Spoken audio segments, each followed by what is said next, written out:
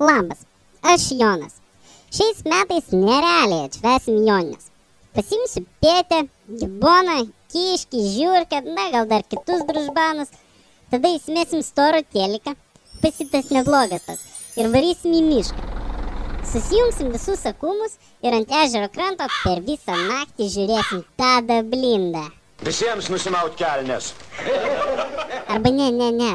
Iš Kauno zoologijos sodo nuknysim liūtą, dramblį, nu gal dar kokį ronį, ir dar kokių klaunų prisigaudysim ir miške darysim cirką. Bet Gibonas dramblio bijo.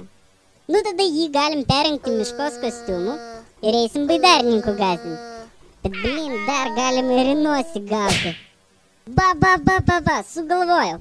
Geriau prisipirksim alaus, vadžios ir varysim į Lietuvos laukus.